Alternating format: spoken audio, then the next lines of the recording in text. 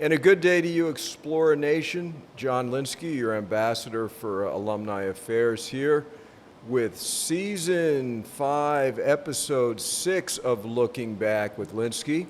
And it's a good one today. You know, at this school, we all stand on the shoulders of giants, and we're built on tradition, but it's always good to pass the torch. And so with us today is our special guest, Class of 2011, one of the next generation of Explorer leaders from an Explorer family that you can't believe how many of his family members have worked here, gone to school here, done everything here. And it's someone that I greatly admire. I love his family. So welcome, if you would, from the Class of 2011, Stephen Pita. Stephen, welcome, brother. Thanks, John. Excited to be here. It's really good to have you here.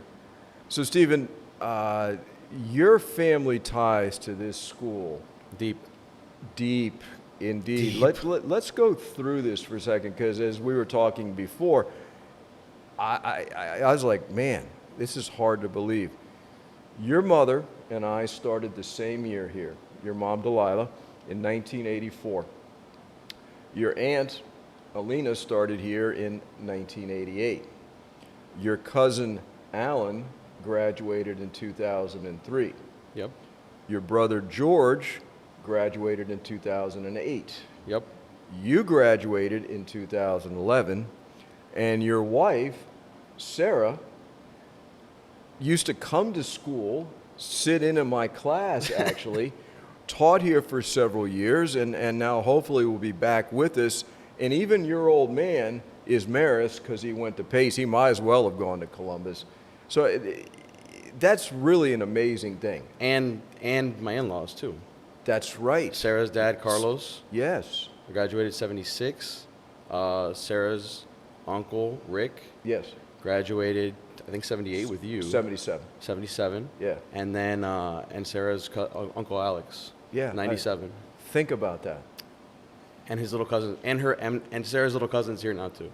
Wow. So plenty of Columbus in our family. Yeah. A lot of blue, red and blue, right? So when do you first recall hearing about Columbus High School? My entire childhood growing up, honestly. My mom would tell me stories when I was just a little kid of different pranks that would happen when she was teaching at the school. Pranks at Columbus? Yeah, can you believe that? No, I can't. So the one that I remember most vividly was my mom was a science teacher, for Yes. those of you that may not know, taught biology. And I guess they were dissecting like a mink or something, and so for whatever reason, they were inspecting the brain. So everybody had to cut the head open and take the brain out, right? And someone or one of the kids, I guess, took the brain out of the class after and put it in a water fountain. Oh. So my mom tells a story about, you know, the long and short of it is, eventually she had somebody come in her room and say, hey, are you guys doing anything with brains in here? Because somebody's got a brain in the water fountain outside. Yeah. A brain in the water fountain. And the fire story. My mom tells me about the fire story. Oh, the fire story. From her perspective, a little different than Schools on Fire, but a good story nonetheless. A classic story that we'll tell another time. Yeah. So you were a Catholic school kid your whole life. Was there ever a question that you were going to go to high school anywhere else? Yeah. There was, honestly. Really? Where? I went to Belen for middle school. Most people don't know that. I'm actually speechless right now. Yeah, 'cause I went to Belen. That's a well hidden secret. Yeah, look, I like to say, here's the reality, right?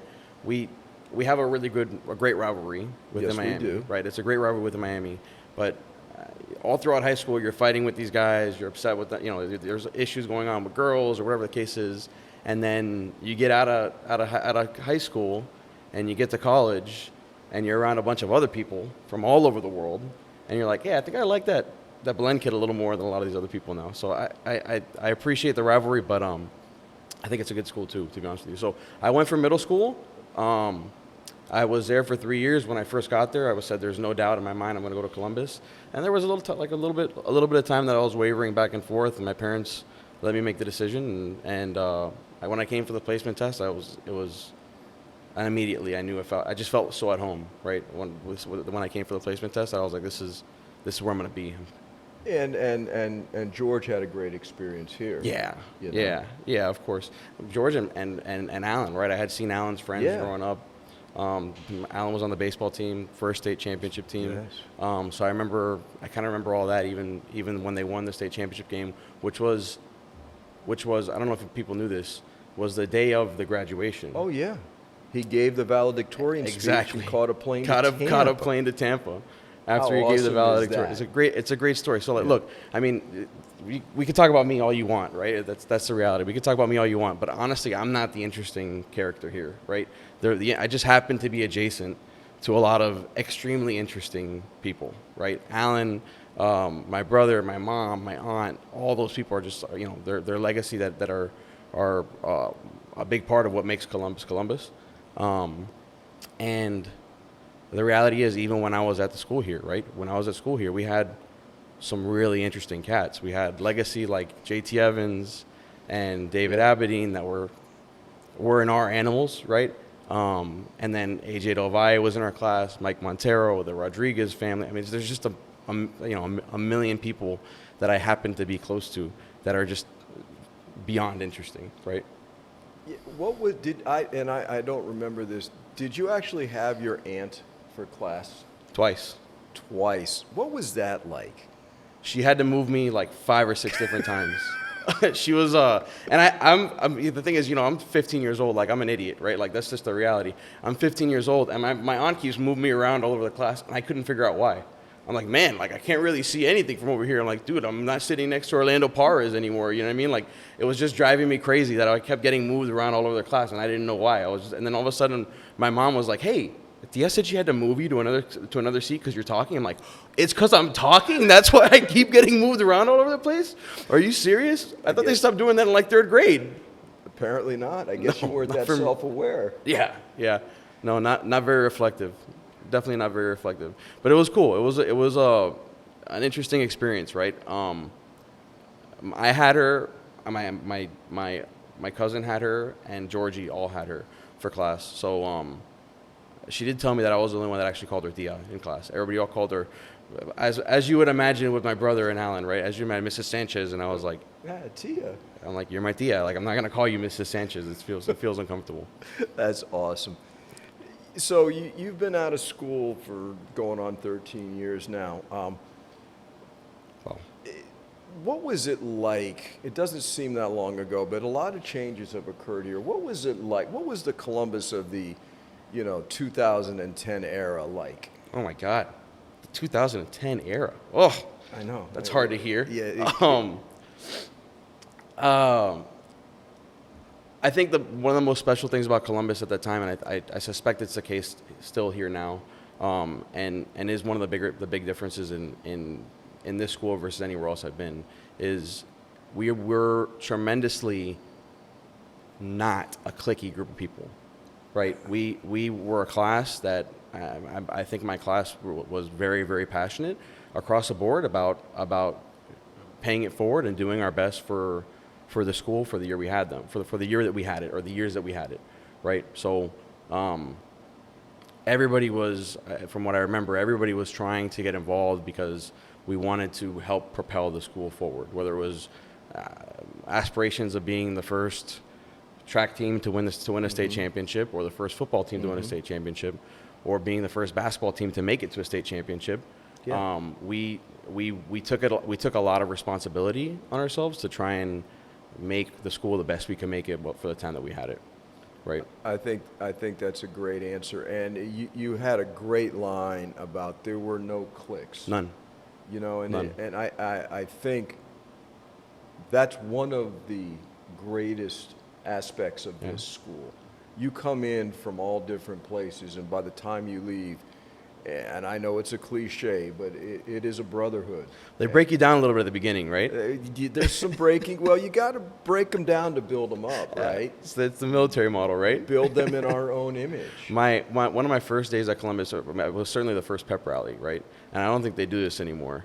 But there used to be a very particular chant about freshmen.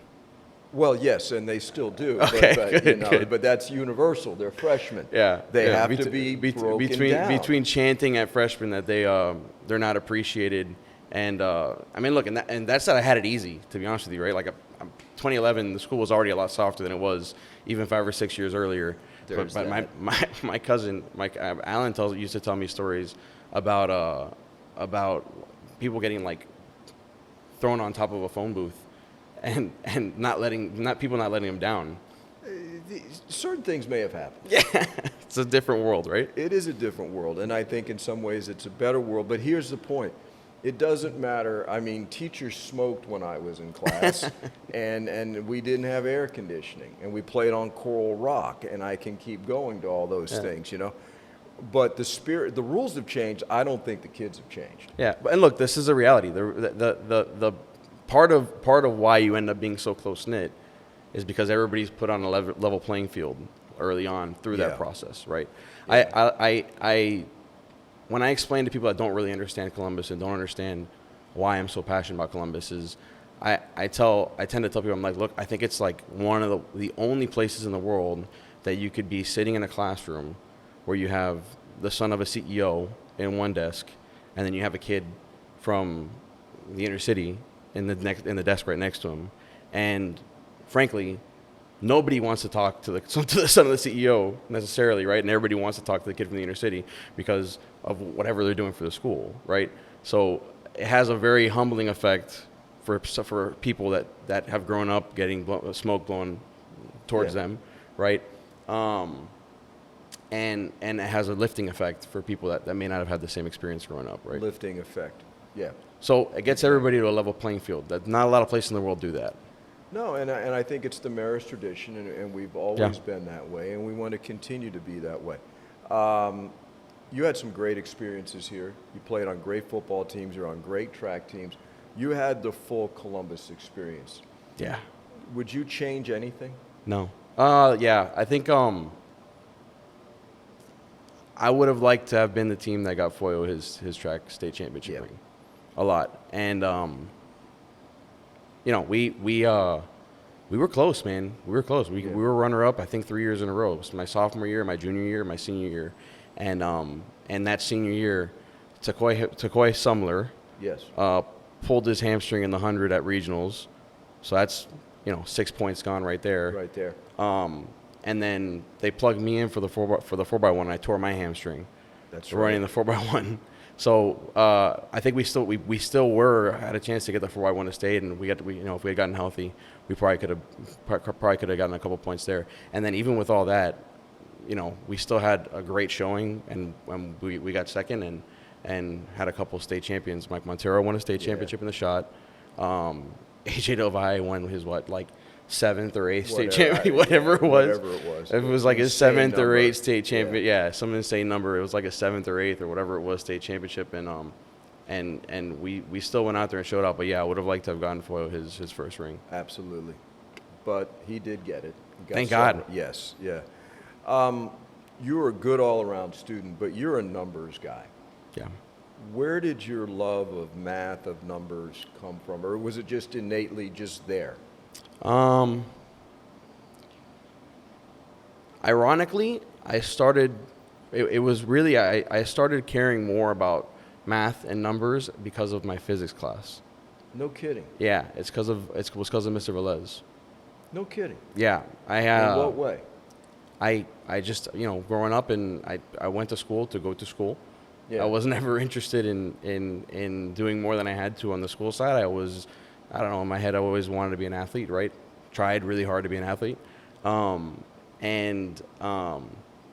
wasn't until I took physics that I started seeing, how you can calculate and understand, really get an understanding of how the world works, right? That I started to, really get into, doing some of those calculations and appreciating math and for what it is, right? So in a way, physics played a big role in you Huge. becoming an accountant. Yeah, huge. Honestly, Wow. I went to the University of Miami, and I studied engineering for 2 years. I always knew that I wanted to study. Frankly, two reasons, right? I always knew that I wanted to study to end up in business at some point. but I studied engineering because, remember, it was 2011. We were really still coming out of recession. Yes. Yeah. And I had just seen a number of examples of kids that had been growing up being told, if you study whatever you want in college, it doesn't matter, you're going to get a job after you study what you love. And then a lot of those kids coming out of college and not getting jobs. So I was scared as hell, to say the least, right? So I studied engineering. I went into engineering, frankly, because I looked up number one, I liked physics, and number two, I looked up what the most in-demand careers were at the time, and engineering was on the list, but it just really wasn't my passion. I love the math, I love the physics, I love all that stuff, and really, it's funny because I finished all of my, like, the theoretical physics and math classes, and then you get to the class that was a statics class, which is building a bridge, and I was like, man, I can't even do this for a little bit. Like, after you go from learning about, like, these crazy concepts of, like, the theory of relativity and Einstein and stuff like that, to go from that to building a bridge, I was like, this may not be for me, right? Let me just go ahead and follow what I think I want to do in my career, which is go into business, right? And it's worked out okay. It's worked out okay. Yeah, it's worked out okay. You know? Talk about your wife, Sarah, because it's a great story, and knowing your family the way I do, it was great to see your relationship evolve and her decision to come to this place as a young, very attractive woman and hold her own here was quite something. So talk about that whole thing. So Sarah and I started dating when we were in high school. Yeah. We started dating when we were towards the end of our freshman year. And she basically became a Columbus person because she was at every track meet, every football game. And for most of those, there was really not much to write home about for me, right? Like, she just showed up and was there to support me the whole way through, right? So through that, she really saw how special this place is, right? And she has a really good relationship with my mom, and decided that she always had a passion for being a teacher, but was a little bit scared of taking the step to do it. Yeah. My mom made her feel more comfortable about that step, I think. And so once she decided for sure that she wanted to be a teacher, there was no doubt in her mind of where she wanted to be, right? But she's amazing, right? She's a really special girl, and has absolutely supported me through everything, right? From when I was a kid. You know, between your mom and your aunt, both attractive women, held their own. Your wife came in and she was young. Yeah, she was like 24. You know, and I remember... Not easy to be a 24-year-old in a room of 16-year-olds. At this place, you know? Not even for guys. It's probably not easy to be a 24-year-old in the room of 16-year-olds. Particularly for a woman. But you're right. It's not easy for anyone. Yeah. But, man, you hit the nail on the head. She was a Columbus guy.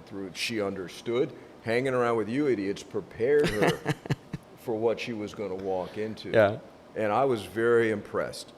She would come into my room, she'd watch, she'd get oh, okay, I see. And so she didn't believe me of what the classes were like. Like, we would tell stories. Yeah. Like, all right, we would tell stories about like OB's class, for example, right? And I would say, like, one of my favorites is OB is in the front of the class, right? And he's like starting to talk about, like, Buddhism. And so the class, he goes, "Gentlemen, in 1972, a movie called Star Wars came out, and they talk about the interconnection of energy between things and the Force. Now, these concepts were very new for a lot of people, but I had known about them for a long time." And then a kid in the back of the room goes, "Oh my God, I knew it! You're Obi-Wan Kenobi, Obi-Wan Kenobi." And you would have stories like that she didn't believe them, right? Honest to God, she just didn't believe them when they happened, right? And I would tell it, like, we would just be, me and my friends would be cracking up about things that happened in school. And it wasn't until she was in your class that she really understood it. So she tells this story to this day of a kid that was, like, I guess, messing with a rubber. You don't remember this, but he was in your class, and he was, like, messing with a rubber band and a pencil, and he was, like, I guess, like, distracting you because he was moving his hands, and you're talking and trying to teach and getting distracted, and trying to teach, getting distracted, and all of a sudden you slam down on his desk and you go, "Son, what is that, son?" And you go, "It's It's this rubber band thingy. He goes, what are you going to do with it? What are you going to do with it? He goes, I'm trying to wrap it around the pencil like a bunch of times. Okay, then what are you going to do? I'm probably just going to like bounce it on the table. All right, carry on. Do it a little more quietly, please. It's like, so she went, you know, she learned these, like, all of a sudden she called me. She's like, man, you guys weren't kidding. Like, that really is what class is. I'm like, yeah, it's like, it's a competition of who can say the most ridiculous thing. Like, one person after another just blurting out ridiculous things, right? Well, yeah, and that includes the teachers, by Yeah, the way. exactly. In a lot of cases, yeah. And, you know, Stephen, one thing, and you and I have discussed this, is I think there's always been this tacit understanding between teachers and students that this is like your probationary period. You got to go through these 4 years, and then we're all going to be part of the big alumni family. Yeah. And the dynamics are great, and it's so enjoyable to watch you guys grow up, you know, find a career, have families, and build a different dynamic, but that foundation is still the same. Oh, yeah. I mean, look, this place is special. Look, one of my best friends was renamed here. Yeah, Rick Pellegrin gave him a new name. So, Timmy. That's not his name. I don't know Timmy. That's not his name. His name is Andres. So he Timmy he's really Andres. He's two names. Yeah, his name is Andres. How did he become Timmy? So he ran on the track team freshman year. Wasn't quite fast enough to run, right? Like he didn't make the varsity team, wasn't going to the meets, but was still practicing every day, right? Loved track, and he goes to a middle school track meet, and he's there, and his old coach goes, "Hey, Andres, we're down to person for the 4x1. You want to run?" And now Timmy, number one, the meet was at Belen. Number one, went to Belen for middle school for a while. So everybody knew who he was, right? Number two, had several friends in the race that knew he was a freshman, but decided to run anyway. Thought it was a good idea. We learn from these things, right? Everybody learns from these things. We learn by, you know, successes and mistakes. But it became a big deal, right? So he ran. Of course, he got caught. Of course, he did. And we came to find out, like, they were considering, like, because it's an ethics issue, they were considering voiding his eligibility to play high school sports. Oh my and it was a huge deal. The coach got fired, like the whole nine. And we tell this story. I'll never forget this. We're telling this story on the field to Pellegrin, and Pellegrin looks at Andres and he goes, "What's your name?" And he goes, "Andres." And he goes, "What school did you run for?" "St. Timothy." And he goes, "Buddy, your name's not Andres anymore. You're Timmy." And by the end of the week, I had people coming up to me and Brother Herb's saying, "Hey, where's Timmy?" And I'm like, who? I don't know who Timmy is. He's like, "Yeah, Timmy's with you all the time." I'm like, "Andres?" And they're like, no, his name's Timmy. That guy's Timmy. And it's stuck. That's a classic. Even at Block C. When he's going to get his, like, you know, his final, you know, his letter for his senior year, Pellegrin was up there. I remember, and Pellegrin called him. He said, "Hey, Timmy Martinez, congratulations." That's perfect. Now, tradition has always been strong at the school. We've established that. But one area that's fallen a little short is, as strong as our alumni base is, as strong as our alumni connections are, we oftentimes lose track of the younger guys. And sometimes they don't get re-involved until they're in their 30s, and sometimes they don't get re-involved at all because it's been too long. The last few years, President Tom, Mr. Pugh, Mr. Ramos, we made a concerted effort to draw the younger guys in sooner. Yep. And not blowing smoke at you. You played an integral part of that. And how did it feel to be approached, you and your boys, to listen, we need you guys. We got to pass this torch. Was there any hesitation about that? No. There's no, I mean, absolutely not. Listen, I still believe there's a lot of people out there that want to be involved. and think the only way to be involved is to write a check, right? And that's that's far from the truth. Like we have and I think we're trying to do a much better job of making it known to everybody. Like, you can come work an event, right? You can come work at the bar for an event. You can get to a lot of times if you work the bar at the event, like, you get in for free and you can just hang out and be with a bunch of Columbus guys and have a good time, right?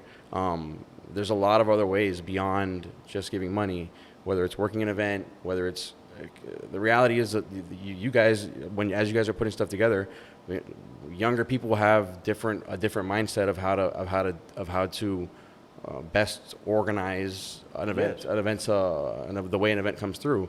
So whether it's like just having a different perspective or a younger perspective is helpful, right? I think it's very helpful to the school, and the school wants it, right? I just think a lot of people don't know that.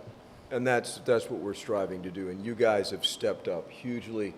Some of the things we've picked up from you, because what works for my guys isn't going to work for you guys, and that's fine. We've learned from you that Thursday is really the new Friday. Yeah. You know, and it never would have occurred to us as older guys that Thursday's new, but it works for you guys, and that's been very successful. And to your point, Stephen, yeah, it's not about writing a check. Yep. I mean, yes, money is money, and it's important, and we wouldn't be in this building that we're in right now without money. Everybody knows that. But there's other ways to contribute to this school, and just getting re-engaged is incredibly important. And honestly, getting re-engaged can also help the individuals in their own careers, because this network is unbeatable. Yeah.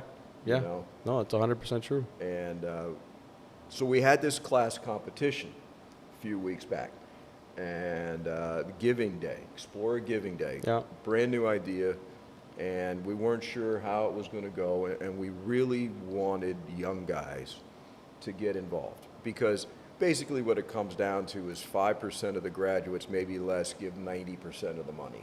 Yep. You know, you guys changed that dynamic. Your class 2011 won the first Explore Nation Giving Day. So kudos to you.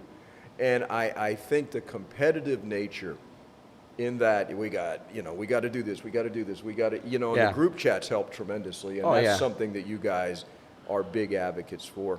I mean, you had help, but you really led the way with 2011. Our guys got fired up, and it just speaks to the volume of respect that we have for the classes above us. But when we saw that we were, 1% behind the class of like 1984, for example, or some of those, just big, what we consider like Columbus royalty when we were going through here. We're walking around the gym and seeing 84, 81 all over the gym, right? Like we have a lot of respect for the people that came before us. So when we saw that we were competing, like actually competing, it was like the guys they got into it themselves, right? They got into it themselves, and everybody chipped in. Everybody chipped in to try and reach out to other new people and people that we hadn't talked to in a long time, and say, hey guys, like, give something. Let's keep this competition going. And it was tough because Avian in 2004 and Nick and everybody else, they had a real big push at the end. We won by one donor, and it was Matthew Morales, who donated $1 at 11:59. Hey, $1 is $1. It's $1 more than somebody else. Yeah, and that's all that matters. Yeah, so that's how. I mean, it was crazy. It was definitely a rush at the end, a rush to the finish line. And I think it's an indication that young guys do have a place at the table. And this old idea that you have to wait. No, you don't have to wait. No. And let's face it, my group of people, the people you're talking about, we're not getting any younger. We're getting close to the end of the line, and we do not want this place to slack off. No. And I think it was just so important to get younger guys involved. And again, that's one of those gratifying moments to see you guys. I mean, class of 78 was ahead for a while, my class. Oh, yeah. And my boy Juice was talking trash, as he's prone to do. But Juice is really a member of every class. He's omnipresent. But for you guys to just blow by us, I'm like, yeah, that's it. That's what we want. Yeah, no, it's it's great, man. It's great. And look, it wasn't just 2011. Like 2012 had a great showing too. Yeah. Georgie Lorenzo and Pags got them rolling.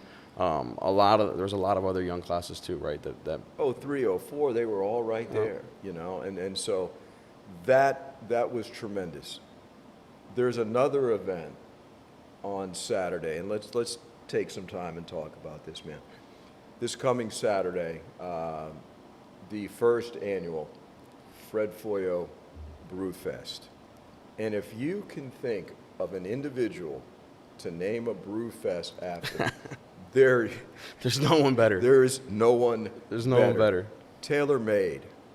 And God bless him. He's been gone, you know, coming up on 3 years now, and it's just unbelievable. Talk about the impact that Fred Foyo had on your life.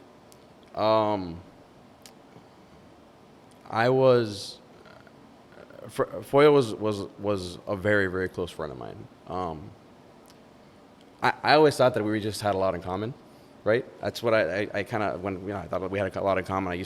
I loved bothering him, and just getting under his skin, which is really easy to do, right? So I loved driving him crazy, but he was a very selfless person, yeah. Right? And gave a lot to everybody else. So I like to say that I realized when I was like a senior, my mom was married before she was married to my dad, yes.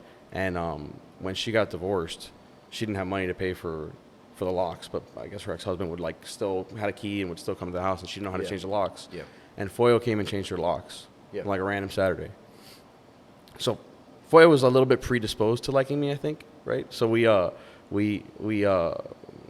you know, as I came to learn, he was a very, very special dude. I used to, after Mr. Velez left the school, yes, we didn't have a physics teacher for a little bit, and I got into a little bit of a bad habit of during physics class, I would go to Foyo's classroom. And some days he was fine with it. I would just go in there and we would start looking at stuff on forunners.com and look at the track stuff. And other days he really wanted to teach. Some days he really wanted to teach. Some days. Yeah, some days he really wanted to teach. So he started locking his door so I couldn't get in. But the room at the time that he was in was that one that has the adjoining room in the middle, and Coomer was on the other side. So I started just knocking on Coomer's door and be like, yeah, something's wrong with his door. I don't know what's going on. Do you mind opening? He's like, yeah, no problem. He was just he saw me in there every day at that time anyway, right? He saw me in his class every day. So I would walk in the room and you'd hear the I can imagine from their end, right? They would hear that door close and immediately, Pita, get out! I told you! Just screaming at me. Yeah, I was an honorary member of that class, for sure. For sure. And your old man and Fred became very close. And there were some legendary parties at your house. Your mom and dad were great hosts. And, Fred, there was an incident. He almost burned my house down. Damage to your house. He almost burned my house down, yeah. We did my senior year. After my senior year, we threw a party after my senior year for the track team, right? So the whole track team came over, and he did a cajachina in the backyard, right? So number one, I woke up that Saturday morning to Foyo coming to my door at 6 a.m. being like, hey, you want a beer? And I was like, yes, yeah, absolutely I do. And we're out there at 6 a.m. getting the pig ready. And then we do it, and it had been a long day, right? It had been a long day, so he threw the coals out on the side of the house. And after a couple hours, everybody started smelling like, hey, it still smells like the coals are going. I wonder what's up with that. And we looked in there was a tree that was like completely burned out. It's still there. It's still totally burned out. Yeah, well, everybody freaked out. We went, got buckets, started getting pool water and throwing it on the tree to try and make sure that our house didn't burn down. And you had a great point earlier. Fred had a steel fist, but it was always in a velvet glove. Mm-hmm. He was the great advocate for the underdog, the underprivileged, the kid that didn't fit in, the kid that didn't have lunch money, the kid that didn't have gas money. Yeah. And I think it was a lot to do with the way Fred grew up. And he just related to the kids that had it a little tougher. Yeah. And that is why this Brewfest, aside from the fact that he was an epic beer drinker, all the money is going to go to the Fred Foyo Memorial Scholarship. And DeAndre Ward, a great young man, was the first recipient. And so we hope that everybody will come out on Saturday from 4 to 8, out on the football field. There's a beer can. His face is on a beer can. I mean, if you gave Foyo a choice between his face on a beer can and his face on money, he's going with the beer can. Yeah, I could have told you that for sure. Yeah. And so I know you're going to be a big part of this. And, we're hoping for a big turnout because, man, I'm sure we'll be. Nobody would have loved this more. Yeah, Nick said, I was just talking to Nick before this. We already have like several hundred people showing up. So there's going to be a big turnout. It's already. And I know there's the game, but you can tailgate here and then go up to it's at 8 o'clock. Yeah. We got lucky. It's at 8 o'clock. Works out perfect. Yeah. It works out perfect. You can see Cristobal after. Yeah, there you go. Yeah. There you go. How do you see Columbus continuing to evolve? And where do you guys fit into this picture? I think the school, number one, let's talk about how much the school has changed from when we were here, from 10 years ago, right? Sure. When we went from when I started at Columbus, there was no Moss Technology building, right? Correct. So it was just the D building, A, B, and C building, and K building. Yeah. Right. So I saw CCNN grow from when my brother was doing it In the back of the media center. in the back of the library. Yeah, I think is what it was. Like it was like filming in the library. Yeah. In like a small room in the library to what at the time was the craziest studio we could have imagined. We could have ever imagined, right? And then from that to what it is now, right? That studio compared to this is, you can't hold a light to it, right? So I think the reason why that's so important, and it's just one example, it's just a very visible example, right, is the school is going to continue to need to develop all these extracurricular activities that, there's new stuff coming, like the esports is a very up and running thing. I don't even know what that is. It's esports. Yeah, but I don't know what it is. But it's like very sports. popular. It's like sports, but instead of sports, it's video games. So hence esports. Yeah, that's the E. E is electronic. Thank you for that. Okay, Got you. I've been educated. There you go. By my former student. The student has become the teacher. And that's why the young guys need to come in and step in, right? That's the exact reason why, right? Exactly right. That's the exact reason why. It's because right, look, man. as all these extracurricular things start to develop, there's going to be new and different things that the young kids are into, and the reality is even us, like even my generation, my era, will be at a point and soon that we're out of the know on some of that stuff too. So we just need to keep continuing to have young guys come in with different ideas of how to enhance those programs. And I think those programs are so important because, like, beyond the recognition that it gives the school, beyond the fact that it encourages people to come to the school, it really makes people feel at home, right? When you're involved at Columbus and when you're involved at school, you generally build better relationships and enjoy your experience a lot more, right? So I think that continuing to build out those extracurriculars is huge, and I think the young guys can provide a lot of interesting and different perspective on what some of those hot topics will be. A needed perspective. Yeah. Sometimes you don't know what you don't know. Yeah. And you need people to show that to you. What's the most gratifying thing? If you could say to somebody who's not involved, what would you say is the most gratifying thing and why they should get involved with Columbus if they haven't been? I think, look, maybe I'm unique, right? To me personally, I came to realize as I got more involved how important the school really is to me, right? I feel just tremendously proud when you give me a phone call and say, hey, great job, like, we really appreciate your help. You guys and you teachers, like you Lynskey, I'm sorry, you OB, Trujillo, Pellegrin, all you teachers and coaches, you guys have a much bigger impact on our lives than you guys know, is the reality. There isn't a day that goes by that you guys don't cross through my mind, in one way or another, and that is the reality. So to be hearing from you guys, and when you guys do call, give me a call and say, hey, congrats, good job. We really appreciated the help that you provide on this kind of stuff. I mean, you guys are very influential characters in the molding of all of our personalities, right? So that to me is the most gratifying thing, is knowing that I've made you guys proud. Thank you for that. It's true. Very, very, very nice thing for you to say, Steve. It's true. If I had to ask you in a few sentences, Marist, what does being Marist mean to you? We didn't even talk about that when I went to school. Didn't even know what it was. And now it's become such a phrase. What is Marist to Steve and Pita? My wife and I were just talking about this like 2 days ago. So Really? I have a very, very good answer, but I didn't know the question before. Being Marist is to be like Mary, right? That's where the term comes from. Yes. Being like Mary means that you are accepting of what God gives you, regardless of how prepared or worthy you think you are for the task. You accept the what God gives you. And